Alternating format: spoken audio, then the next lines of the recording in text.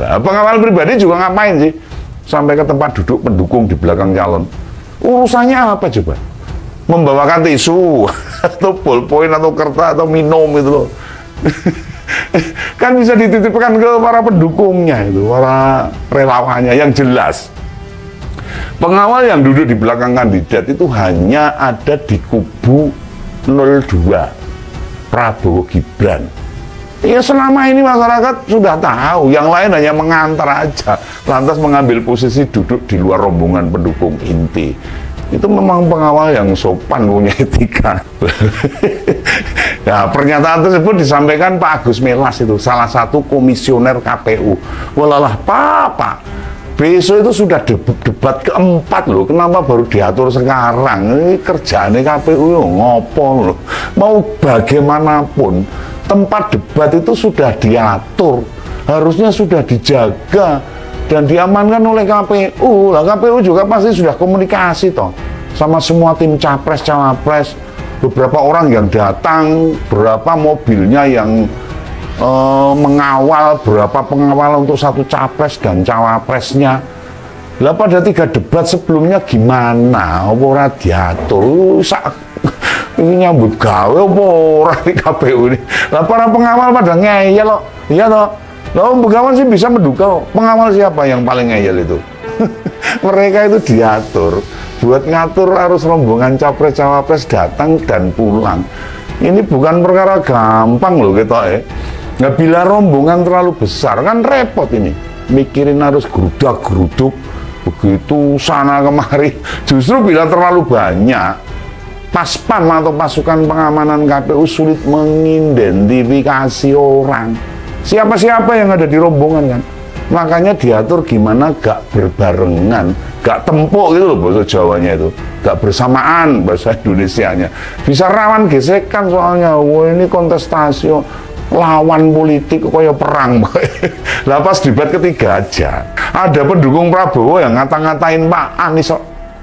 Iya tuh, mulai kelihatannya ya, teriak gitu loh dengan sebutan buang. Mau tak lanjutin nggak enak itu. Ngomong harus tahu lah kata-katanya apa tuh. Yang pasti bukan bangkotan atau Bang Jali apalagi bangkrut. What? Indonesia tanah air beta pusaka abadi nan jaya. Dan itu tidak masuk kategori makian itu. Kalau yang Bang Jali itu perasaan kok sekarang mulut pendukung di lingkaran dekat capres itu malah capres Tutuk juga pada reget. Tutuk tahu mulut ini pada kotor gitu ya, bilang bangsat lah gitu. Lalu goblok dan dasmu. Lambok sebelum dan sesudah debat itu diwajibkan cuci mulut dulu, bener kotor tuh omongannya tuh. Jadi nggak bablas membahas kubu lawan, kotorannya ikut keluar dari mulut nih para pendukung capres cawapres. Dan kita tahu mulut-mulut siapa itu pendukung siapa tuh yang kotor-kotor itu. Nah kembali soal Walpri, pengawal pribadi yang mau dibatasi itu, ya caranya gimana yang mau mereka lakukan? Kalau nggak paham strategi mengkomunikasikan pembatasan pengawal, ya KPU juga bakal gagal membatasi lagi. Namun teori tak. Sepengetahuan umum, pengawal di KPU itu kan security biasa, satpam biasa. Dan pas debat mungkin dapat bantuan pengamanan dari Polda Metro Jaya, mungkin. Nah masalahnya pengaman Polda itu secara kepangkatan mungkin hampir sama dengan para pengawal capres dan cawapres, mungkin malah lebih tinggi mereka. Masalahnya di kandidat Prabowo Gibran, yang mau diatur tuh mantan jenderal bintang 3 loh di pundaknya itu. Yang salah satu pengawalnya bernama Teddy, itu pangkatnya mayor. Mayor itu mawar satu di pundak itu. Nah lalu pengawalnya Gibran itu kan bener-bener pampres beneran. Lah kan dia kan masih anak presiden. Secara undang-undang, secara senioritas pengawalnya Gibran itu pasti grade A. Iya loh, pengawal-pengawal terbaik. Nah, ini siapa yang berani melarang-larang dia? Lah pangkat saja kalah. KPU mestinya komunikasi sama dan pas pampres, sama Kapolri dan Panglima TNI harusnya. Kan secara kelembagaan KPU itu kan tingkatnya nasional. Penggede ini tingkat nasional ya, Kapolri ya harusnya sama itu. Ya minimal KSAD lah itu. Soalnya mereka yang punya pasukan pengamanan. Nah, jelaskan bila KPU punya pengamanan yang sudah mumpuni. Misalnya ada di ring 1, ada ring 2 dan ring 3 misalnya. Dibagi ID, siapa saja yang bisa mengakses itu semua. Pasti KPU sudah bisa mengatur. Paslon capres dan cawapres gak perlu menjajah. Dikawal sampai panggung debat itu nggak perlu sebenarnya. Jadi pengawalan dari KPU itu sudah cukup aman Indonesia. Siapa yang berani berbuat jahat atau membahayakan ajang pilpres? Soalnya mereka ya pasti mensterilkan tempat debat otomatis tuh. Ini tingkat nasional loh. Masalah negara sembrono. Untuk debat keempat kan bakal diadakan di Jakarta Convention Hall. Masuk ke lokasi debat juga melewati beberapa pintu metal detektor. Gue macem-macem unin. Bahkan konangan kalau mau aneh-aneh lah, kayak pintu tanpa daun itu. Kalau kita ngantongi logam bakal bunyi.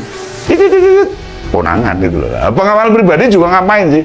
Sampai ke tempat duduk pendukung di belakang calon. Urusannya apa coba? Membawakan tisu atau ballpoint atau kertas atau minum itu loh. Kan bisa dititipkan ke para pendukungnya itu, para relawannya. Yang jelas pengawal yang duduk di belakang kandidat itu hanya ada di kubu 02 Prabowo Gibran. Ya selama ini masyarakat sudah tahu, yang lain hanya mengantar aja, lantas mengambil posisi duduk di luar rombongan pendukung inti. Itu memang pengawal yang sopan, punya etika. Lah pas debat pertama kemarin itu, Mayor Teddy sampai memakai kostum yang sama dengan tim sukses loh.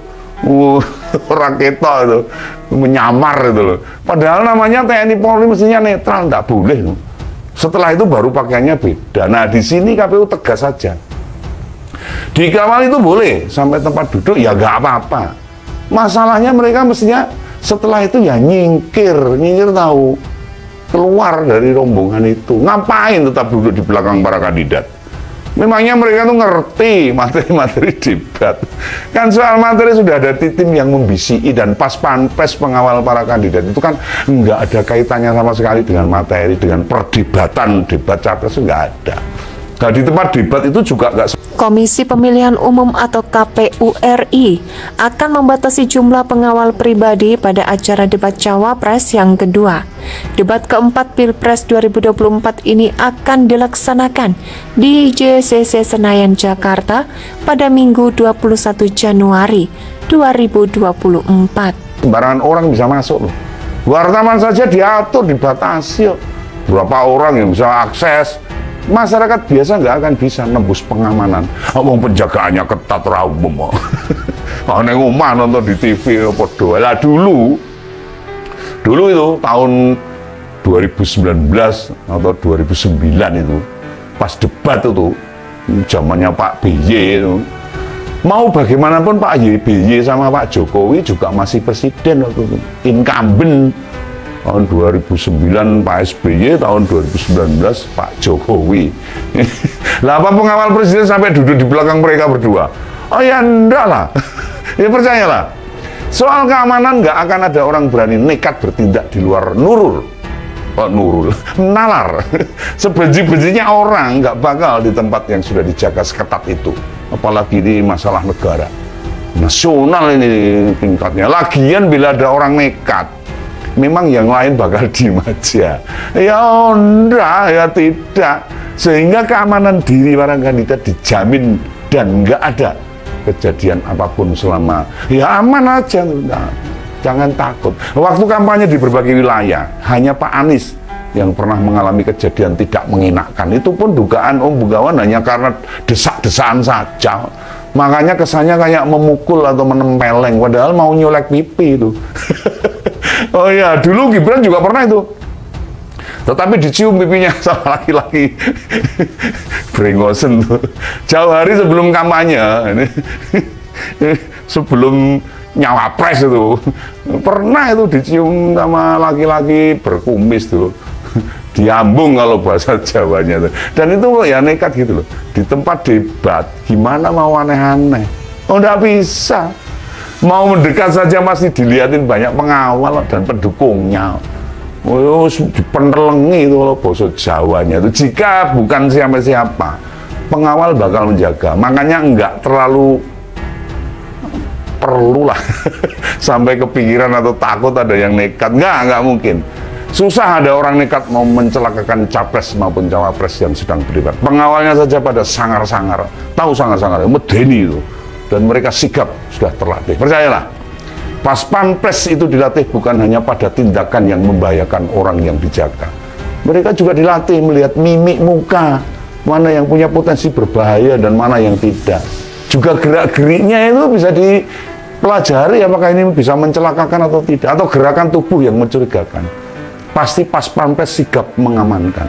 Nah, dari standar pengawalan, jumlahnya kan lumayan banyak. Tuh, satu tim itu jumlahnya 37 orang kalau nggak salah.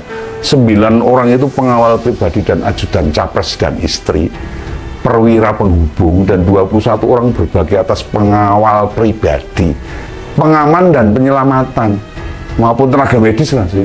Nah, sisanya yang 7 orang pengamanan lalu lintas kalau mau ke bepergian. Kan nggak mungkin semua ngebyuk ke lokasi debat itu. Bayangkan itu. Paling ya pengawal pribadi atau pengawal serta ajudannya yang di ruang debat. Itu saja idealnya mengantarkan sampai duduk lalu mengamati situasi sekitar lalu pergi tuh. Tak perlu memaksa harus duduk di belakang kandidat harusnya. Indonesia sejak dulu kala tetap dipuja-puja bangsa.